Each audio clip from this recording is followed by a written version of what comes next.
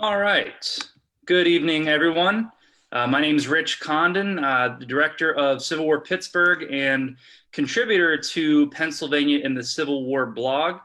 And tonight, I'm joined by Cody, our other contributor, and Dana Schoaf, editor of Civil War Times Magazine. Tonight, we have a special subject. We're going to talk about something that's near and dear to Dana's heart.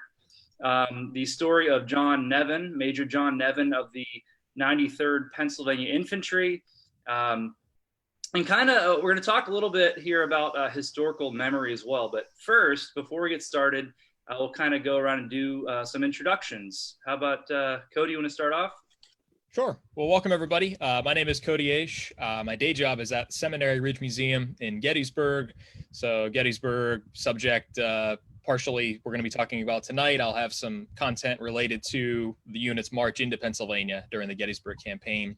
I operate the Facebook page, Cody Aish, writer and historian. I've been, just like Rich, a contributor to Pennsylvania in the Civil War from the beginning. Actually, my very first piece was on the 93rd Pennsylvania and a purported speech that we'll talk about this evening that was apparently, according to some accounts, given, according to other accounts, not.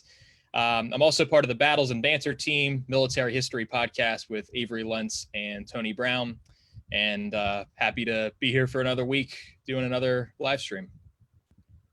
Thanks, Cody. And Dana.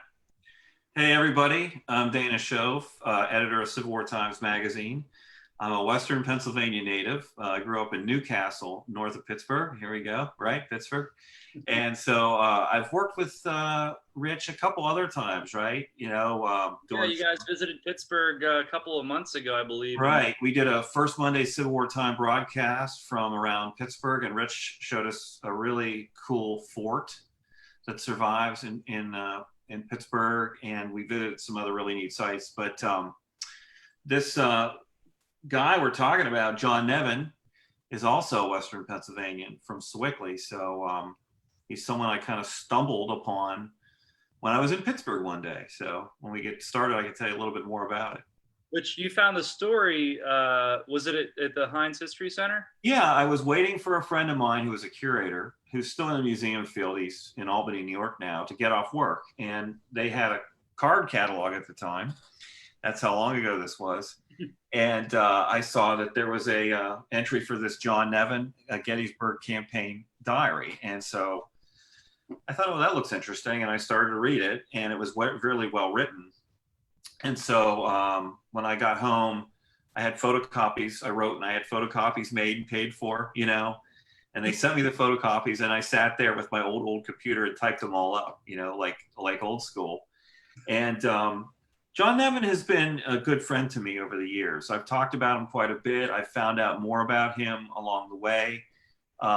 He's been enriching for me in a number of respects. And when I started researching him, it just took me down this weird odd little story about a man I think is a common soldier, even though he served as an officer.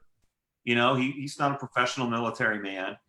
And I got to visit his grave in Sewickley a couple years ago, which is actually really special for me, to visit there. And I have to admit, I thanked him when I was there. I thanked him for what he has done for my career and some interest I have in his research, and just really appreciated the material he left behind. Yeah. And I love the research you've done on Nevin, and I feel like I've seen your program kind of grow and your research grow on Nevin over, I think, the last 2 years or so. Right. If I remember right, the first time I saw your presentation on Nevin and Nevin's military career was actually at the seminary in late 2018, I think it was. And it was during the George Tyler Moore study for the Civil War, the seminar that was held in, I think it was October 2018. Yeah. Yeah. And kind of seen your research grow since then. It's a pretty fascinating story. Yeah. And obviously, as a fellow Western Pennsylvanian, the story kind of drew me in. I love anything Pittsburgh or Western Pennsylvania related, especially when it comes to the Civil War. And it's also a really interesting story when you look at historical memory related to the American Civil War and how it kind of changes over time. Right. Yeah. So I want to remind anybody who's watching, first off, hello. And as you're watching tonight, if you have any questions for us or for our guest, Dana, please post them in the comments. We'll try to get to them as we're doing this discussion, as we're doing this broadcast. And if we don't, we'll get to it after we finish up. So feel free to ask anything in the comments section.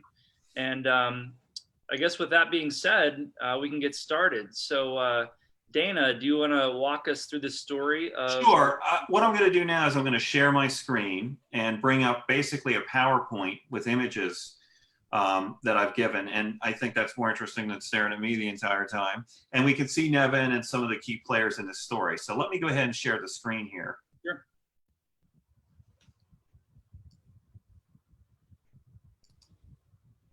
Can you see that okay? Yep. Yes. Okay, great. So you should see a picture of Second Lieutenant John Nevin, right? Mm-hmm. Okay, fantastic. So John Nevin was born near Swickley, Pennsylvania in August 22nd, 1837. And he grew up in a pretty well-to-do family there. He attended Jefferson College, which is today's Washington and Jefferson College. And when the Civil War began, he was teaching at the Swickley Academy. He was a teacher, so he was a literate guy. And like I said, I stumbled across his papers at the Senator John Hyde's Regional History Center. And that's where this image of Nevin is located. This is the first service he serves during the Civil War. When he was 23, he enlisted in Company G of the 28th Pennsylvania in July of 1861 as a second lieutenant. And here we see Nevin, newly minted lieutenant. And I think compared to a later photograph in particular, he looks pretty stiff and awkward in this picture. But the nice thing about Nevin is not only is there a nice written record, but there's this really nice visual record as well that goes with him. And it's at this public repository. You can get a look at it, which I think is great. Mm-hmm. So Nevin joins the 28th Pennsylvania Infantry. And he does not start out to have the most eventful, well, he has an eventful career. It's not probably what he expected.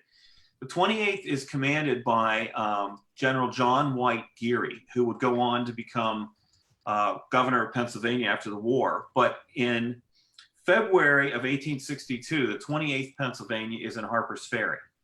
And of course, here is a view from Maryland Heights, looking into that famous town in a summer or spring season. And of course, I'm sure everybody has heard about the horrible vandalism that took place on Maryland Heights when someone spray painted some of these rocks that we see in this image.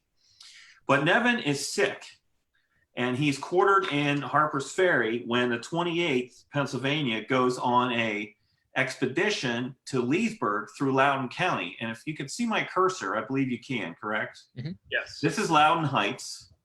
And this is Virginia. Of course, this is Maryland, and this is modern West Virginia here. This is Potomac River and the Shenandoah forming the Potomac that continues on to DC.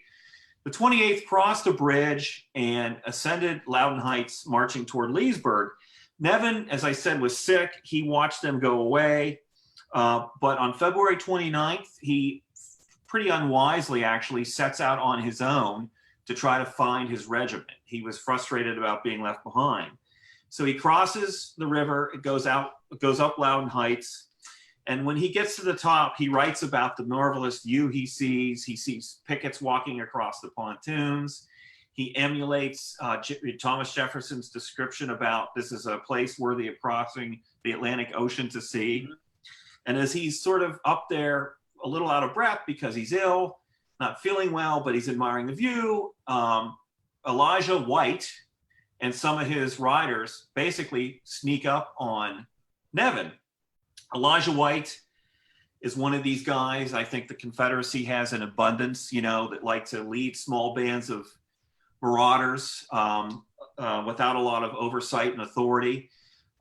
He is commissioned by the Confederate government as a lieutenant colonel of the 35th Virginia Cavalry Battalion, commonly known as White's Tigers. So he kind of runs in the same territory as John Mosby.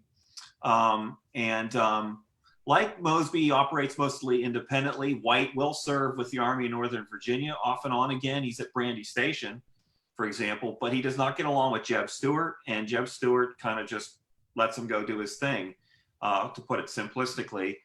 If you're in the region and you know White's Ferry, which is still an operating ferry across the Potomac, it's named after Elijah White, who owned that property after the war. And the ferry boat is still called the Jubal Early, I believe, which was supposedly White's favorite general. So it's White and his partisans that capture Nevin, take him to Manassas, and he says he's interrogated by Joe Johnston in his diary briefly, and then he's sent to Libby Prison. And when the Peninsula Campaign becomes too close and he can hear the sounds of cannon fire to the east of Richmond, they're taken to Salisbury, North Carolina, and the new prison there. In August of 1862, Nevin is paroled, and he is sent back home to serve out his parole. So he's joined the military, served as a second lieutenant, got captured pretty quickly, sent to prison, survives that ordeal, and is sent home. He's not done, however, with his military service, and his next step is to form and raise Independent Battery H of the Pennsylvania Light Artillery. Now, it's considered an independent battery because originally artillery batteries were organized into regiments. Battery B, 1st Pennsylvania, Battery C, so it's a larger regiment. The independent batteries are not part of a larger regiment. They're their own entities that can be sent anywhere that they're needed.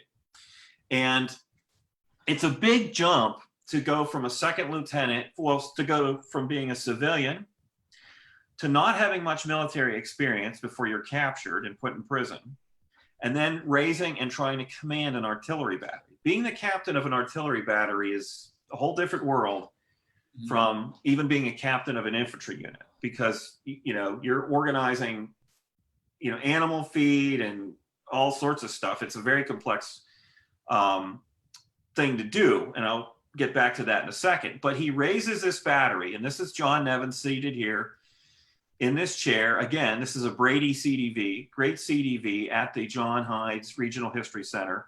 And these are his cousins behind him, and they serve as the section commanders.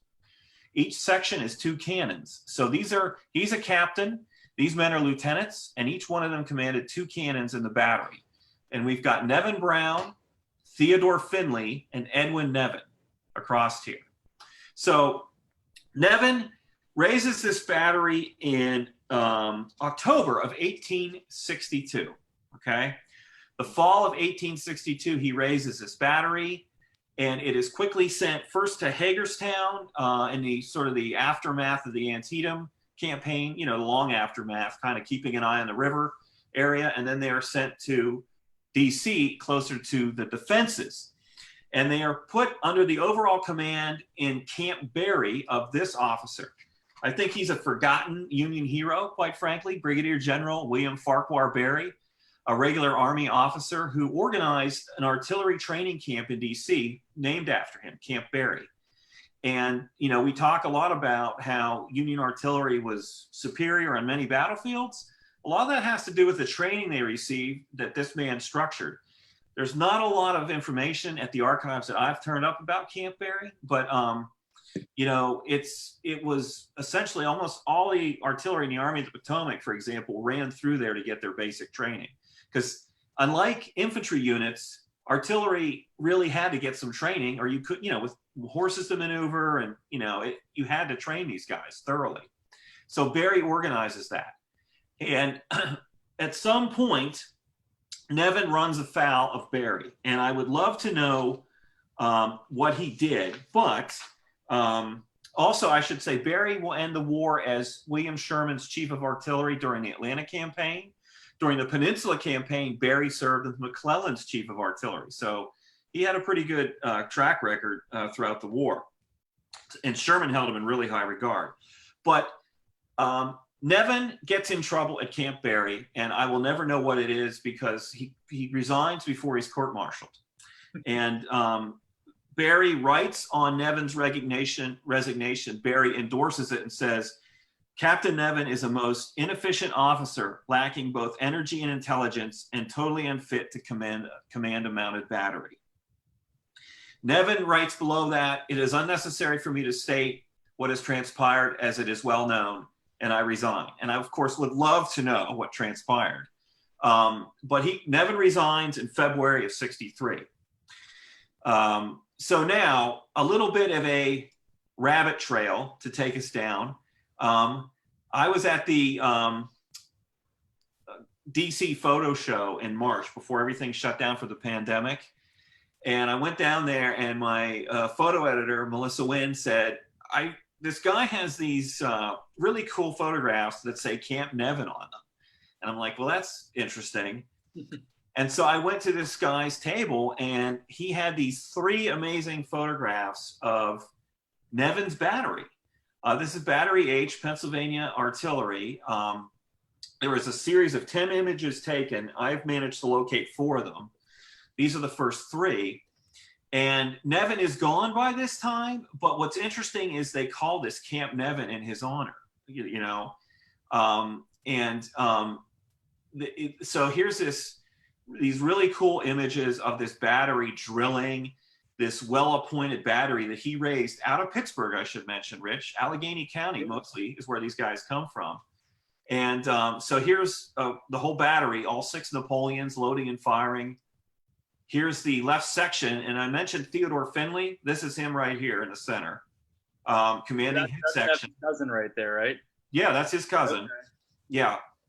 And this is the image actually that helped identify the location, because if you see in the background here sort of a smokestack looking thing and this building with the cupola, a friend on Facebook named Bill Lawson, I want to give him credit, saw this and actually found an Alfred Woad sketch that showed infantrymen on this exact same piece of ground with that building in the background, as well as this house with the 2 chimneys. Wow. And it said soldiers, I can't remember the exact quote, near Fort Ellsworth, which was on Munson's Hill near Alexandria. And this building is the Mount Vernon Cotton Factory, which still stands. Wow. And it's dead sure enough exactly what it is. There's no doubt about this is where it's located. So these guys are about 1.5 miles behind Fort Ellsworth, okay? Between Fort Ellsworth and Alexandria at the time. And this is where they were posted for quite a while before they were shifted around back to Camp Barry, back to Alexandria. And they spent the entire war, they never saw action.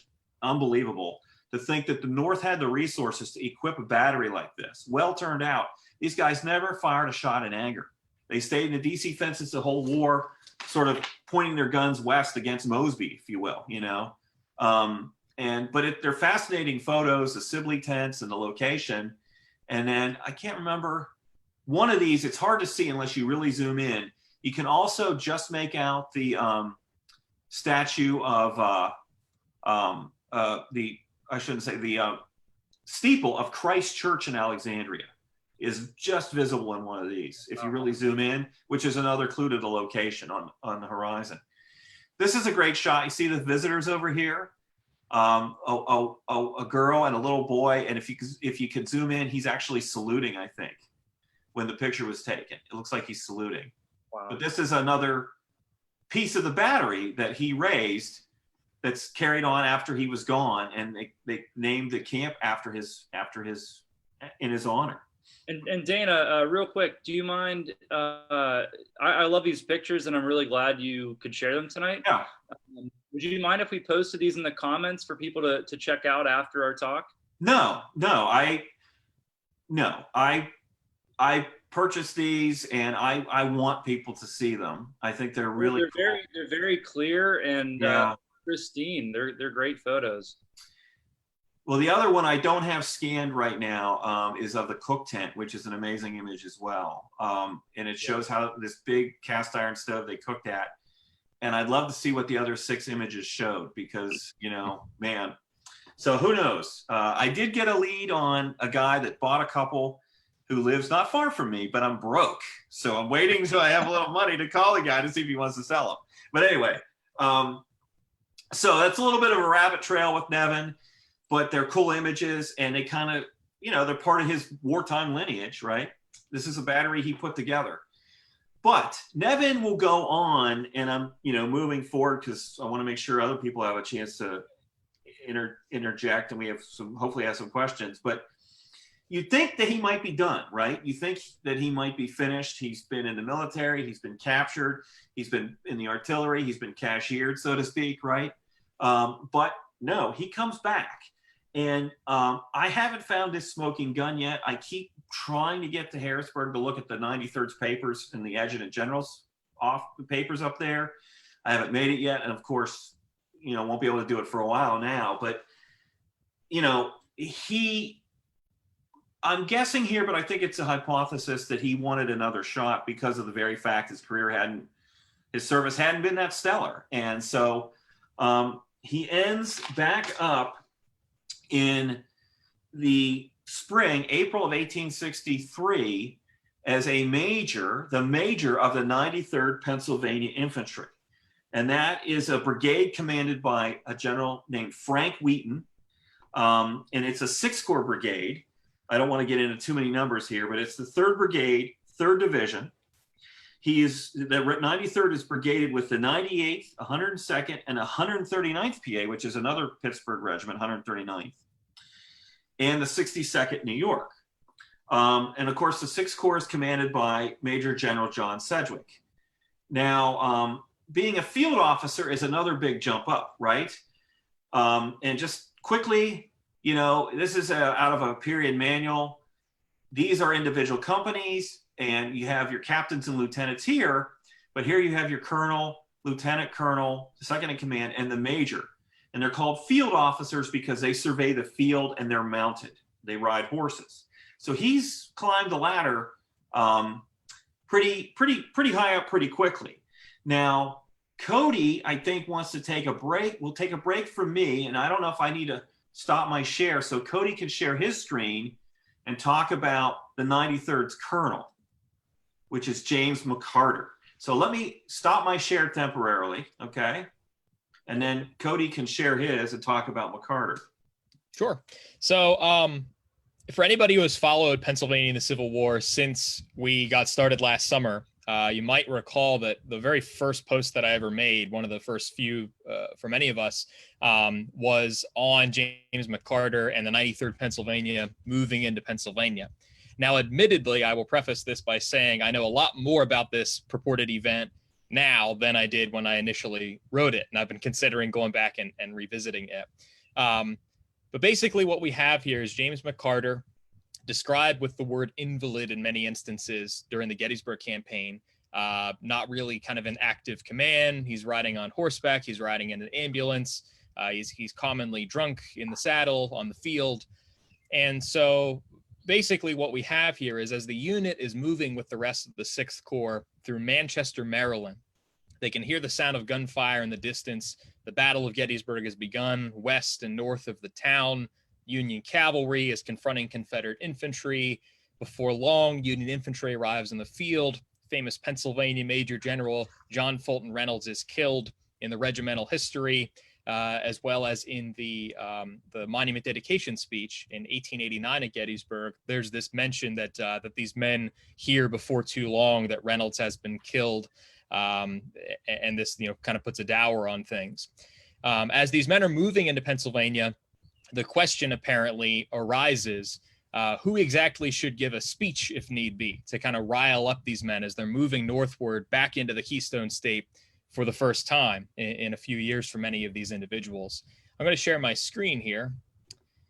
And the first thing that anybody seems to notice, understandably, about, let me make this full screen here, about James McCarter is his haircut. I made the joke earlier when I shared a piece on Facebook today. I said, I think, he has a lot in common with a lot of us right now in terms of, he can't go get his haircut. So this is his kind of quarantine due, if you will. But photograph there during the course of the Civil War of James McCarter.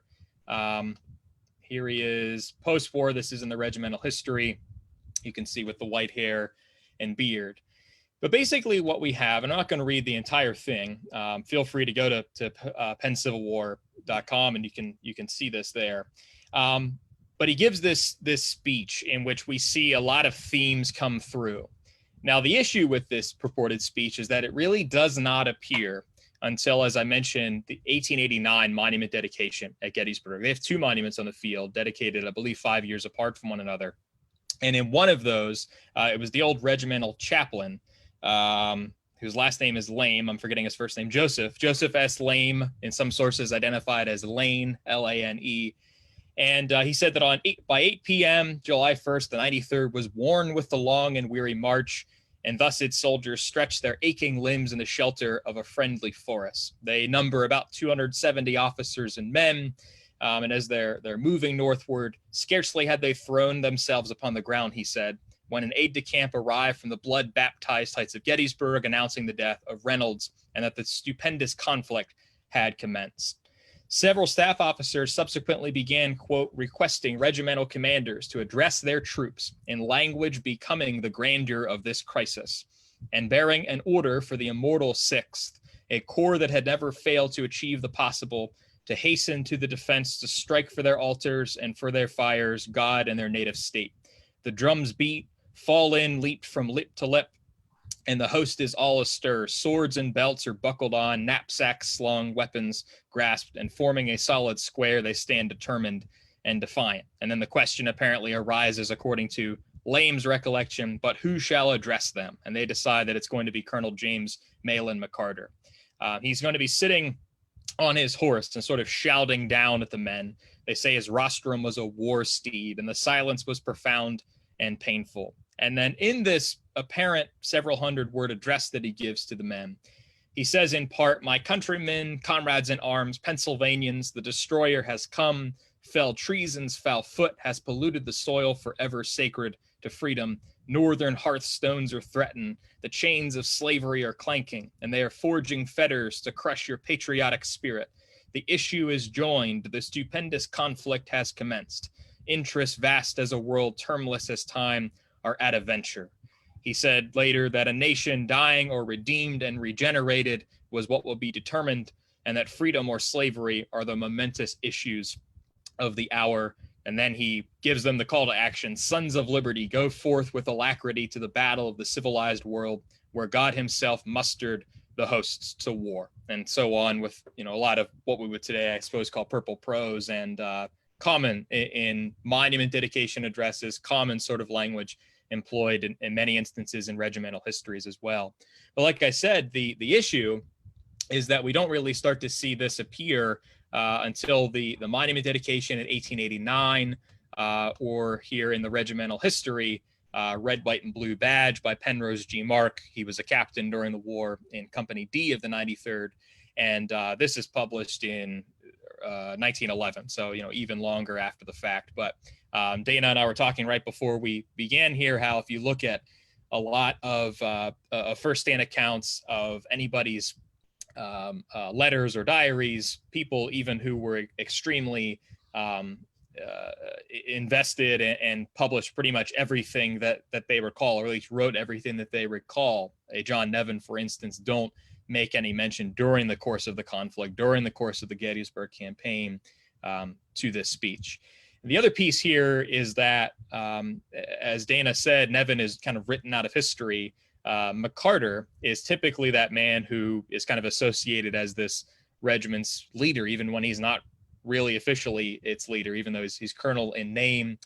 For instance, at Gettysburg, he's not the man really leading them into this action. He's on horseback, he's in an ambulance, he's drunken, he's, to use their own words, an invalid at this point in time. And so I think that it is an important and interesting piece of historical memory that we look at how these ideas in terms of rhetoric that men purportedly used during the course of the conflict, how that can kind of change and alter, looking back on Gettysburg, which they eventually know, of course, is this key Union victory, knowing that they're stepping back into Pennsylvania. It would seem as though they want to be inspired by looking back on those events and words that maybe were never actually used in the moment itself. This speech, how I think I first came to know it, and Dana also mentioned this before we were on as well, is that Harry Fans used it in the 1980s in Gettysburg, the Second Day. His phenomenal book, Tactical Study of the Second Day, makes mention of this pretty early on in the book when he's talking about units moving forward into Pennsylvania. I love monument dedication speeches. I love reading regimental histories, but this is a good reminder that it's one of those instances that you have to sort of look back even a little further than that for these men's recollections to see precisely what was said and done. And here's a key example where something might not have been said or done at the detriment of the remembrance of someone else, in this case, John Nevin, who is written out of history, as we've said. And I know Rich has a letter he wants to read, when the very early June. But I'm going to share my screen again real quick to kind of reinforce what Cody was saying. And part of the problem here is that one of the interesting things about Nevin's involvement with the 93rd, I should say, is that when he joins the regiment, I think because of McCarter's problems, McCarter was an Episcopalian minister before the war. He might have been, he was wounded, I believe, at Fair Oaks, right, Cody? Yeah. Yeah. And so, I mean, maybe that wound is what drove him to drink. Who knows what kind of pain he was in. But he obviously did have a drinking problem. And Nevin writes in his diary, that he's very guarded about it. He actually says only on a couple of occasions, Colonel McCarter is now an invalid.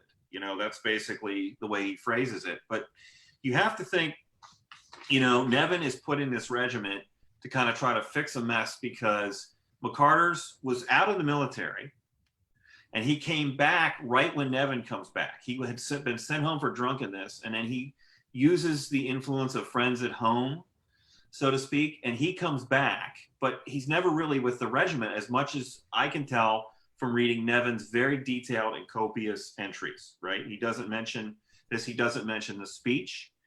And there's another 93rd diary I've looked at from the Gettysburg campaign that also does not mention the speech, okay? And something that profound would have entered in one of those two diaries, you would think.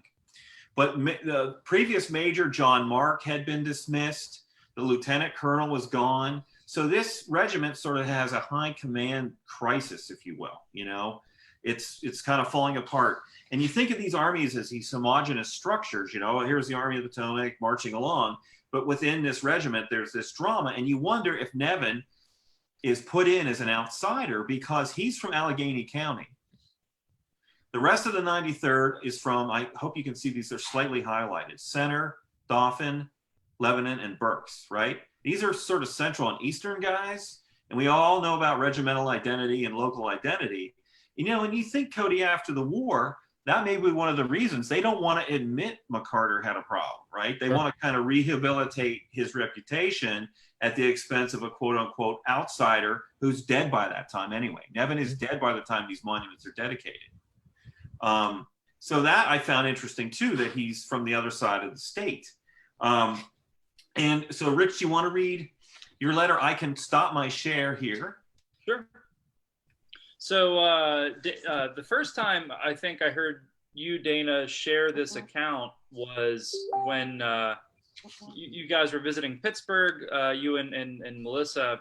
We were kind of going around to the various, we visited one site from the Civil War defenses of Pittsburgh. And if you're not familiar with this story, the Civil War defenses of Pittsburgh was a series of 37 earthen fortifications that were erected throughout June and early July of 1863 as Robert E. Lee's Confederate Army in Northern Virginia is starting to move north. And there is a massive scare that Lee's going to invade Pennsylvania and either head toward Pittsburgh. Pittsburgh was a manufacturing hub.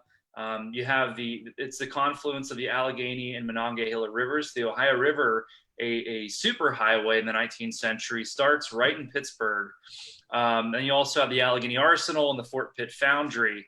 You also have Harrisburg and Philadelphia, I believe, are going to erect some fortifications as well during this mass scare, because a lot of these people don't really know where Lee is headed. And Anyway, the reason I bring this up is as we were at Fort Croghan, which is one of the defenses that were built in June of 1863, Dana brought this account out, and it kind of shows what the men of Allegheny County, those who are on the front lines, not at home, think about this event that's going on, and kind of trying to warn the people back home in Pittsburgh. And this letter in particular is written on June 2nd of 1863. The scare doesn't really kick into overdrive until about June 9th to June 14th. That's when they start constructing these defenses. So this is kind of a preemptive measure on Nevin's part. This letter is actually written to his sister, and I'll just kind of read the meat and potatoes to you here. He says, "I am getting along finely here. There's not much to do. We're lying on our arms. As you all know, wondering what our leader will do next. Getting last week's news about Vicksburg, while you probably know by this time whether the city has fallen or again shattered our columns. We know nothing. Our last news was glorious, but had that little foreboding ring in it that has accompanied the crumblings of so many of our apples of victory into ashes, I fear. Were the people scared in Pittsburgh during the West Virginia raids? I wouldn't be surprised if the good people of Allegheny County should find more serious reasons for alarm before the present summer campaign is over. I think if we, the Army of the Potomac, are to subside into the defense of Washington this season, as it seems most likely, Stuart and Lee will be pretty sure to revenge the operations of Stoneman near Richmond upon the fertile fields of Pennsylvania, whose fruits they tasted last summer and found very sweet to their starving hordes. Now, Western Pennsylvania is the most tempting and most vulnerable point, and the valley of the Monongahela are a ready groove to slice down in. Look out, Pittsburgh, for your workshops. Keep your lamps filled with oil." That's a very cool line. I love that. Yeah. Nevin is obviously a very literate guy, you know. That's a great line. writer. Yeah, he is. And I just think it's kind of fascinating because there are several accounts from people in Pittsburgh writing to those in the front. I personally have a few letters written to a lieutenant in the 155th Pennsylvania Infantry, Henry A. Breed, where his mother talks about the defenses of Pittsburgh being constructed around the city and the entire city basically shutting down and preparing for a potential invasion by the Confederate Army. So it's kind of interesting hearing an account from the other end of the spectrum, from someone who's in the Army on the move, writing home about this hearsay that's kind of flowing through the ranks of someone who's from Allegheny County.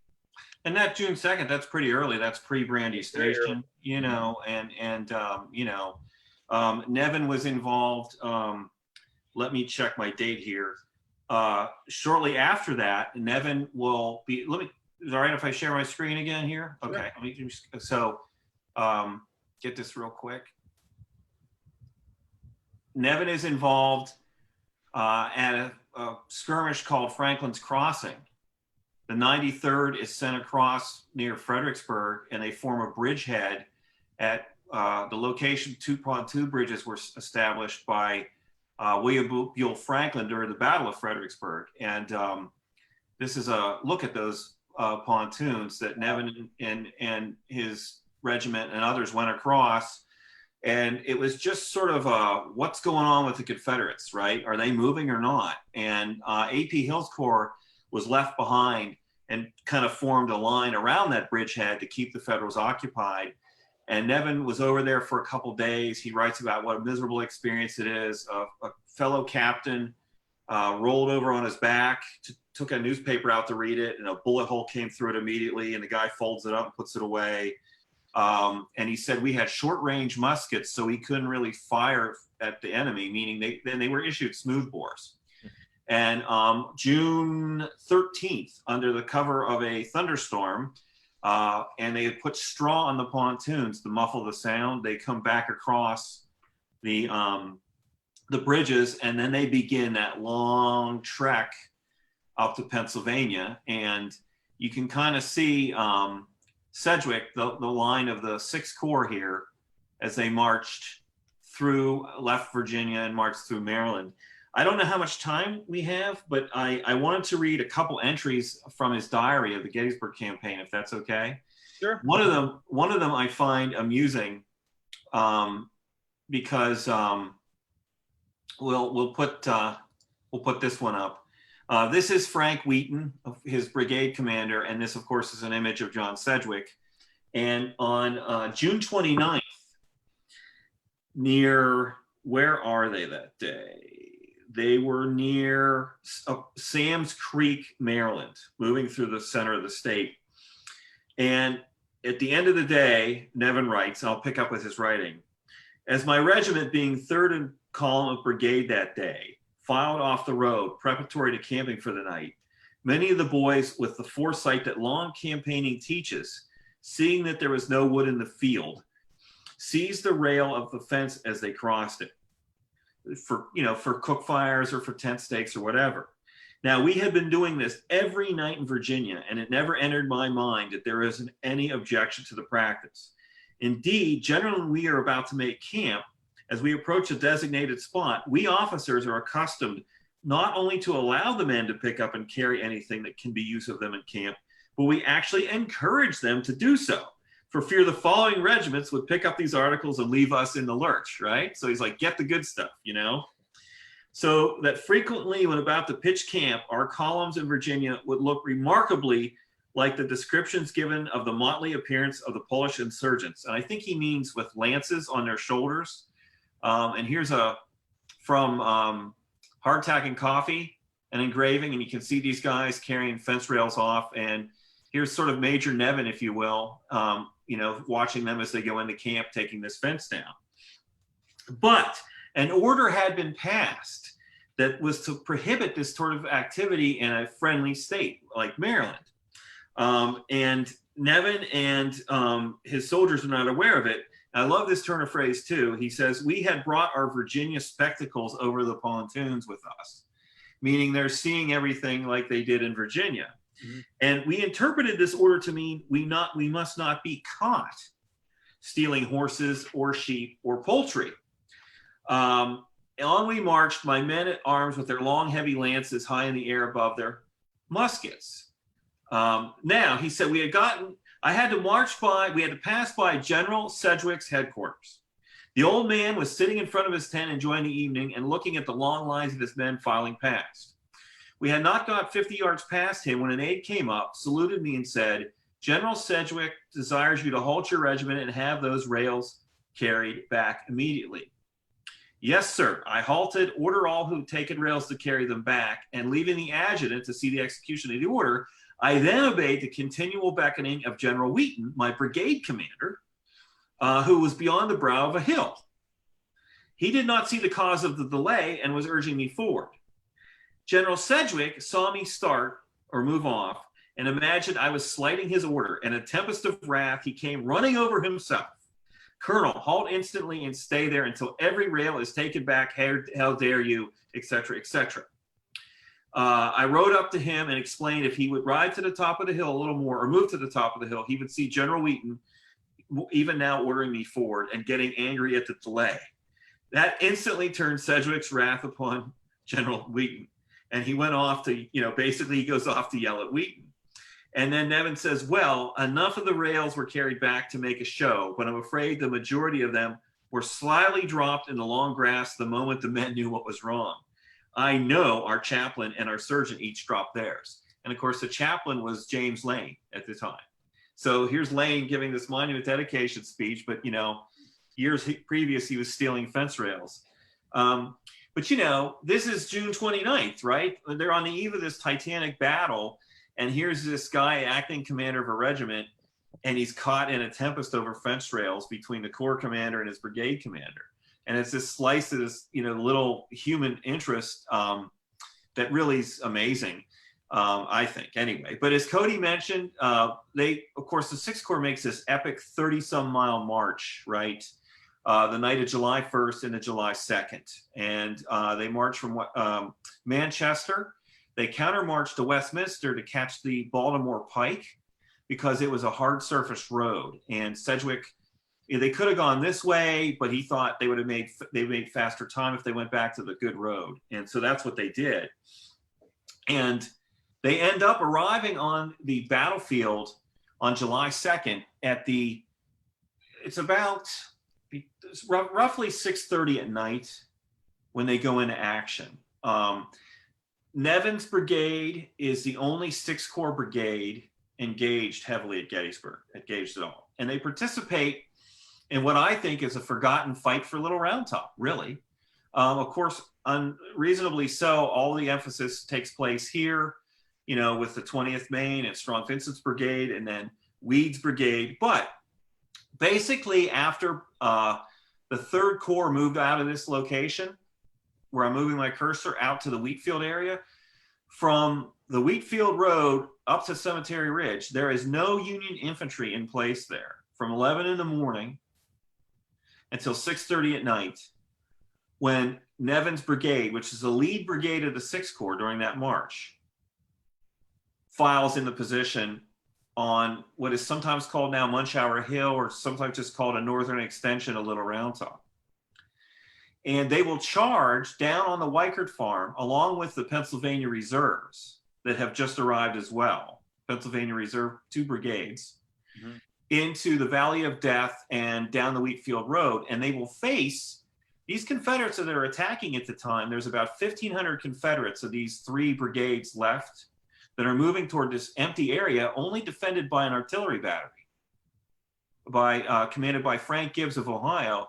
And Wolford's Georgia Brigade is coming down the Wheatfield Road, the last brigade to go in Longstreet's en echelon attack, and they don't face a lot of opposition. When the 93rd and its brigade come online, there's no organized Union resistance west of Plum Run. This is all open, and it's not possible for these guys to break through and cause any disaster, but it's often forgot that this Pennsylvania Reserve and the charge of the 6th Corps Brigade finally seals the deal in that fighting down there and turns back the last of the Confederate assaults. And Nevin writes about this, and it's interesting because when you look at his diary, a couple interesting things to me. There's no report in the official records for the 93rd PA, partially because McCarter, I think, in the situation with that situation, but there was no report filed at the time, actually, is what I should say. After the War Department clerks realized that, and they reached out to Nevin because he was living at the time, and they knew he was in command, and they asked him to write a report of the battle. It's not included in the ORs, but it's in the supplement published by Broadfoot. And what's cool about that report is you could tell Nevin is cribbing right along with his diary as he writes this report. He's pulled his diary out, and he's writing, here's what happened. And I think it's that point in time when he goes in his diary and he puts marginal notes in. Oh, and he kind of puts a pencil line July 2nd through this really long entry. Like, oh, this is when it turned to July 2nd. And he talks about the attack going in, and he doesn't actually say that much about it. I think it's, it's very hectic. He said that as they came down the Baltimore Pike, they could see Sedgwick himself waving to his right, directing them across fields to behind Little Round Top, and eventually staff officers taking them to this position where they make their attack. And you can see the 139th, and here's the 93rd next in line. That attack was all Pennsylvania regiments except for the 62nd New York, by the way, all PA regiments. I'd like to read you his July 3rd diary entry. Do we have time for that? Yeah, we still have about 10, 15 minutes. Okay. So it's pretty cool entry. Terrific cannonading all around and above us. One piece got our range and annoyed us considerably. And by that point, they're down here on the John Weichert farm lane. This is where they're positioned. Okay. I should mention, backtracking a little bit, you see this Walcott? That's a Massachusetts battery that was basically fired one round and was overrun by Wolford's guys. They captured that battery. So that's how close the Confederates were to getting up to that ridge. The 6th Corps guys arrived just at the right time and helped recapture this battery. General Bartlett was within an inch of losing his head. Now, Joseph Bartlett, I believe is his first name. Wheaton shifts up to division command because of casualties. And on July 3rd, Bartlett will command his brigade as well as the brigade Nevin is in. He will take charge of both of them. So that's why he refers to Bartlett. General Bartlett was within an inch of losing his head. He looked around and smiled at the little tree behind him, which was cut in two by the shot. We saw the magnificent attack on our right, Pickett's charge. Also a terrific shelling of a rocky hill bare of vegetation. That's Little Round Top, of course. Our sharpshooters filled every cranny and crevice on its bleak outline, and sheltering themselves among the rock, they would annoy the enemy terribly with their long-range rifles. The enemy at one time turned the fire of several batteries upon these hardy sharpshooters, but although the rain of shells bursting right over them and amongst them was almost unremittent, it did not seem to have the slightest effect. Little white puffs of smoke here and there over the rugged face of the hill told that the riflemen were as busy as ever, although in the outrageous noise of the ordnance, their guns were not heard except at long intervals, and then they sound like pop guns. I lived since last night on excitement, nothing else, as our position in the front blockades the commissary. Now, this is cool.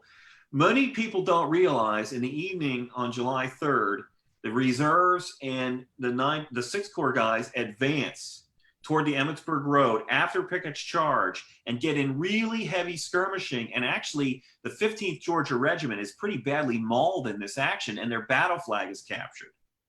And it's really heavy and some people think that's when the Deb sharpshooter in Devil's Den was killed during that fighting. Okay, so there's heavy skirmishing that Nevin and his regiment's involved in. He briefly describes, in the evening, we with the PA reserves advanced our lines and drove back their lines about a mile.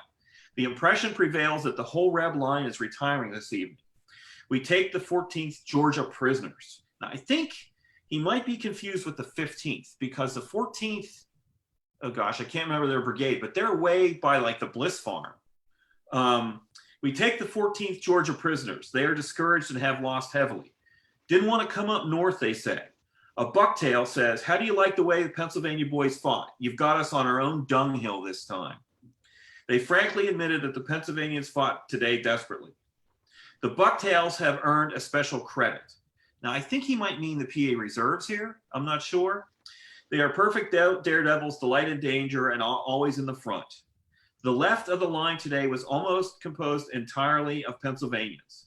And when General Bartlett made his final disposition for an attack about 3 p.m., he glanced proudly around and said, I wish I were a Pennsylvanian today. We then buried dead and carried off wounded until midnight. There are harpies and scoundrels in our armies that we read of in European wars, soldiers who after a battle roam over the field, rob the dead, and in many cases even the wounded, and even silencing them if they cry out. A man of the 62nd New York came to our camp tonight with 8 watches to sell. Overheard a couple of men telling a joke. A man, they say, was feeling a secession officer's pockets for money and drew out a handful of clotted blood. And I always like to make the joke, of course, it's a New Yorker. Hey, Mac, you want to buy a watch, right? You know, this guy from the 62nd. But, you know, some really great aftermath accounts. And then in his diary, he talks that they advanced even further on the 5th. He saw lots of Confederates, you know, laying in rows as he described it. And he is mad at Meade throughout the pursuit. You know, why can't we go faster? And why can't we you know, bring Lee to battle? They end up in front of the lines around Williamsport. And on July 14th, skipping ahead, Nevin writes in his diary, yes, he's gone now, referring to Lee. There's no picket in our front and all, and so we quietly fall in and march 6 miles to Williamsport. For what purpose? God knows. It's plain we're not going to cross at Williamsport, and it's plain we'll have to march back again. This is a great quote. The people of Williamsport say that Lee's infantry crossed the river in 4 ranks, arms interlocked like a Macedonian phalanx to prevent the swollen waters from carrying them away. You can just imagine those Confederates wading across. And so let's see another picture of Nevin just to kind of refresh what he looks like for everyone. He will serve with the 93rd throughout fighting in the Overland came until he's wounded at the Wilderness. And then he will be sent home to recruit a company out of Pittsburgh for the 93rd. He rejoins the regiment, fights at Cedar Creek, and then he resigns. And I've not found any diaries from that period of his service, unfortunately. And so that's the end of his service. Interestingly, you know, he when he leaves the military, the first thing he did, he went far west and he drove wagons for mining camps, which is really out of a newspaper, you know, a teacher's career path. And you wonder if this guy was just trying to get himself calmed down, you know. But he came back. This is him later in life. And he returns to Sewickley in 1867. He will work as a newspaper reporter for a couple Pittsburgh papers and become president of the Pittsburgh Evening Journal. He marries a woman named Eleanor Collins Hawes in 1873, but he dies young at age 46. On January 5th, 1884, never having recovered, it was said, from the effects of his confinement in the military prisons Libby and Salisbury. And there's his grave. And that's his muster out rank, by the way. He was promoted to lieutenant colonel at muster out when he left the army. He's buried in Sewickley, right, Dana? He's buried in Sewickley, at Sewickley Cemetery. Yes. Okay. Yeah, there's a big Nevin plot, and he's buried there. Cody had mentioned the monuments. This is a fantastic photo of the October 30th dedication of the 1884 monument, and this is Little Round Top in the background. You can see a band here, the flag draped over the bushes, and it's just really cool. Nevin is dead by this time. He dies in January of 1884, so he never sees either one of these monuments, which I think, as Cody points out, you know, helps when you're writing a monument speech and you don't have to worry about him being around. McCarter's still alive, but he's sick and he lives in Maryland until he dies. So that's 1884. This is the 1884 monument, and I think it's a stunning monument. It's, as far as I can tell, the only monument on the battlefield with this small mosaic composition. It's just really cool. And that's on Munshauer Hill, or this northern shoulder of Little Round Top, where they began their attack. Now, it's not there in this picture.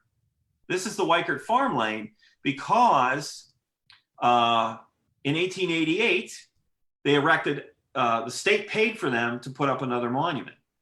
So that first monument was here, and then it was moved to Munshauer Hill, and where these two monuments now stand. So that the Munshauer Hill, the pink one, if you will, is where they began their attack. This one is where they ended it and where they were stayed on the Weikert Farm Lane for a night. And if you go there, it's really cool and very unique. They had to cut the rock down to accommodate the bigger monument. And so you'll see rubble laying around with engraving that was from the earlier monument, and they just left it there. And it's really cool to see these sort of ruins, you know, and yeah, it's a really kind of unique thing. And I'll just close quickly. I didn't show this one before. It's not great quality, but that's a pre-war shot of him. And then we see him through his service and the post-war shot of Nevin. So, you know, I think, you know, I'm sure Cody wants to weigh in some more on this too, and Rich, you too. But, you know, there's a lesson here, because you can't trust all these sources, you know, these veteran sources. And a monument dedication speech is considered a primary source, right? But I think Cody and I agree that this speech never happened. It's now sort of ended up at a secondary source, right? Fans's book, and I can't blame Fans, right? I wouldn't have figured this out unless I, you know, happened to stumble on it at the Heinz History Center one day. It spent too much time digging into one guy. But I think, you know, Rich, before we talked, you had some comments about be wary of certain sources, that sort of thing. Yeah, kind of being wary of, I mean, and I honestly, I have a lot of Pennsylvania regimental histories, and I've poured through them all several times. And sometimes I'll cross-reference them with sources that are closer to the actual time period. If you think about it, sometimes when a lot of these regimental histories are even written, It's 30, 40 years past maybe. In the early 20th century, a lot of these accounts are written, and sometimes memory can be skewed over that time. And that's we're talking about historical memory and how it kind of changes over time. If you're reading a primary account from, say, June of 1863, maybe a bit more accurate than an account you're reading in June of 1893. So I think that kind of plays into this account here, where we're talking about John Nevin being, written out of history. Yeah, and I remember when I saw it, it was reading about him, and then I looked at the regimental history the first time and the monument speech, and I'm like, wait a minute, where's Nevin? And I'm like, wow, they've just kind of cut him out of this, and he gave a lot to the 93rd. As I said, he does his diaries from the Bristow Station campaign remain, and they're great too. They don't see a lot of fighting. There's more maneuvering, but he's commanding the regiment.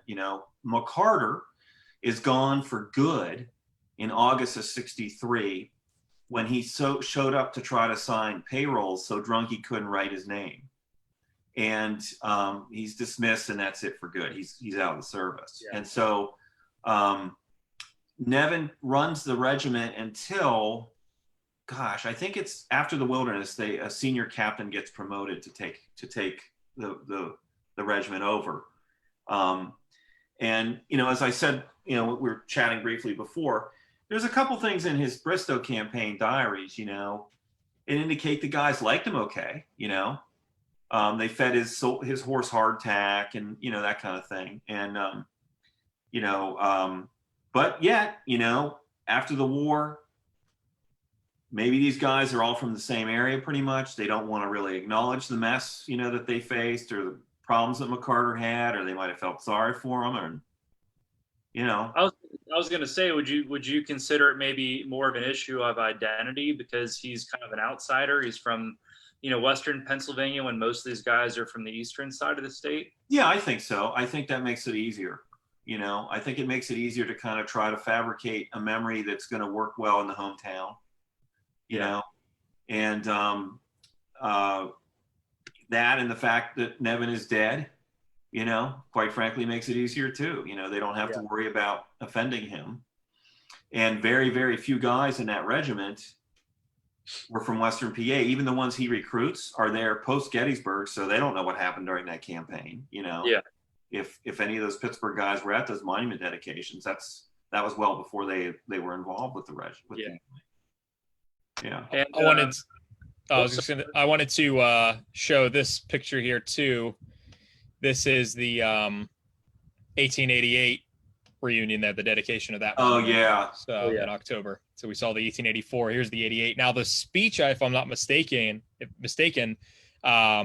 which the McCarter speech is quoted, if you will, that's at Pennsylvania Day in 1889. So you have three separate reunions taking place here, where these men are able to kind of forge a certain memory. And just kind of as a bigger picture point, the state of Pennsylvania planned Pennsylvania Day to have taken place for the 25th anniversary of the battle, which would have been in 1888. And they started giving out $1,500 to each regimental association in 1887. And that didn't matter if you already had a monument on the field. Right. So the 93rd is a great example of a regiment that, even though they had already dedicated a memorial, right, they received this $1,500, about $40,000 today is the rough equivalent. And, they could take with that and spend it to the max allowance and dedicate another memorial. So you see a lot of, if you go to Gettysburg, and you see a lot of Pennsylvania units in particular that have two monuments, not just an advance marker, but a full monument. That's typically the reason there. I wanted to ask you, Dana, in the regimental history, let me find it here briefly. On page 218, when they give this little kind of 2-paragraph recap of the charge itself, Mark says there, this charge will ever be known as, quote, the whirlpool of the rebellion's decisive battle. Have you ever seen that line in any other correspondence or firsthand accounts from the regiment. Does anybody really refer to it as that, or is that another? No, I have not heard that. No. I'm looking here.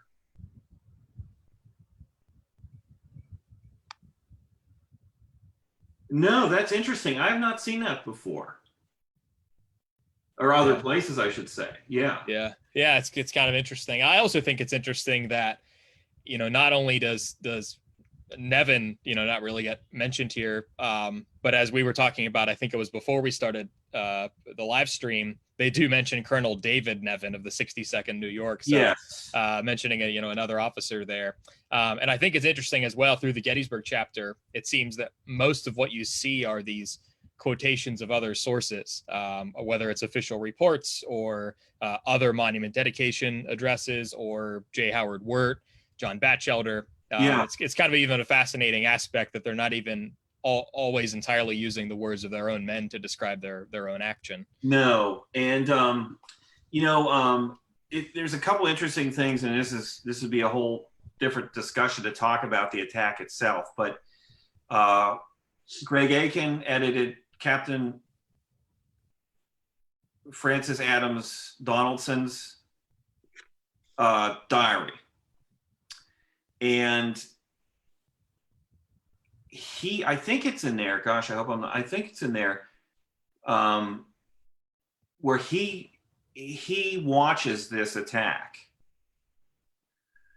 and he attributes it to the Pennsylvania reserves. He said all of a sudden it sounded like animals thundering through the underbrush, because he's in a Second Corps unit and they're bailing out, and he said, "Here comes the PA reserves coming through, bayoneting everything in their path." Now, he had to have seen the Sixth Corps guys too, you know what I mean? Mm-hmm. And maybe just lumping them all together. But there's a post-war controversy between, oh gosh, I can't think of the reserve commander. I'm having a mental blank. His statue's down there by Ron. Crawford. Yeah. Crawford basically was like, "Oh, no, it was all us, the reserve, the Sixth Corps guys, they were just an appendage." But that's not what you get out of the diary entries. It seems like they go at the same time or pretty similar time. And then when Crawford kind of works with the state to get those Rothermel paintings done of the PA reserves, they cut off those paintings right at the right flank of the reserves and don't show any of those Sixth Corps guys. Yeah. And it's kind of like, memory creating there too. Like, here we are in front of Little Round Top, just the reserves, no one over here.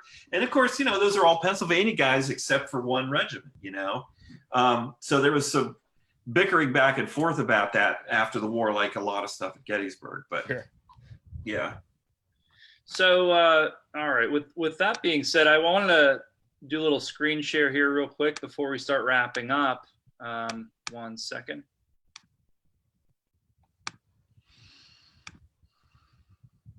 So I actually have a photo here of you, Dana. Oh my gosh. This is from back in February of last year. Yeah. It was one of the first Facebook Live programs we did for Civil War Pittsburgh. And you can see your friend Mark over here. Yes. Steve's filming. Steve Fan is filming you right here. But you kind of get a good zoom out picture of the 93rd Monument, the second 93rd Monument down on the Weichert farm. And you were kind of talking about the $1,500 that was sent out by the state of Pennsylvania to different regimental organizations in the post-war period to erect these monuments. And there are certain stipulations with erecting these monuments as well. And I know one of them is you have to have the state seal. So you'll see the Pennsylvania state right off the battlefield. You have to have your brigade, division, and corps listed on there as well in the corps badge, and obviously has to sit in line with a position you held at some point during the 3-day battle. So I just want to share that with you real quick. And also this little happy photo here with Steve Fan, myself, Dana, and our friend Jim Broomall there. Yeah, if you go back to that first slide, you can see through to the right of the monument, the high ground back there, where John Nevin's regiment and Wheaton's brigade began their attack. That's more or less what some people call Munchauer Hill. Yeah. The Weichert Lane is not heavily visited, at all. And it's a cool place to walk down and check out. And you'll see all these 6 Corps regiments down on the lane, including the 102nd PA, which gets into memory as well. They weren't actually there, right? They were at Westminster guarding the wagon trains, but they have a red there. They did show up. Was it July 3rd in the evening or July 4th? They showed up well after the fighting was over, but their monuments down here along the Weikert Lane as well. Well, Dana, I really appreciate you coming on here tonight. This is fun. Really good talk. And I think it's one of those stories. I kind of like sharing those human interest stories and kind of in historical memory. And before we start wrapping up, we usually go around and kind of have some closing statements. So, Cody, you want to start us off? Sure. I'm just going to go back to the regimental history here. I think once again we have a little bit of that purple prose, but I think it's a nice explanation since we talked so much about their Gettysburg service. Just looking back over the course of 50 years almost at this point when it was written, but that idea once again of memory, as Alan Gelzo says in the introduction to his Gettysburg book, he calls regimental histories that most peculiar of American literature. And I think that I'm just going to end with what did the veterans say of their service there. They talk about the attack and say it was not until the arrival of the Pennsylvania Reserves and the 6th Corps that the Union forces were able to fully check the rebels. It was our charge across the Valley of Death, the capture of the stone wall on the east side of the wheat field and holding it, and the recapture of Devil's Den, that stronghold which the rebels had taken from the 3rd Corps, that the rebels, dispirited, broken, sullen, retired to the Emmitsburg Road. The last effort against the Union forces had failed, and as the twilight crept in to cover the scene of blood and death, the musketry fire ceases, the artillery languishes, and the pall of smoke drifts away on the rising night breeze. The agony was over. The old 6th, the immortal 6th, had won again. And so I think that, just a good poetic sort of way to end. I don't have a lot more personally on Nevin to contribute there, but I think that those words are worth reading once and again. Well, I would just like to say that, I think this is just a little bit of a lesson to, if you're doing any research, don't take a lot at face value. Keep digging into the sources, and you'll never know what you're going to find out. It didn't take me all that long to kind of uncover Nevin's story. It was one trip to the National Archives and, spent the entire day there. And that's when I'm like, oh, he got bounced out of the artillery regiment. Of course, I found out more and more over the years, but be careful with post-war memoirs and regimental histories, because they can contain, I am loath to think what I would write if I tried to reconstruct something that I did 20 years ago. So, that's, and another thing is, it's important, I think, not to look at these armies, and I don't think many people do, but, you kind of think of Gettysburg and this titanic battle, and you think of brigades and regiments, but inside all those numeric distinctions, there's all this strange human drama taking place. The 93rd Pennsylvania cannot be the only regiment that had this kind of stuff going on. It's just, how do you find out about it? So it's one of the fascinating things about pursuing history, I think.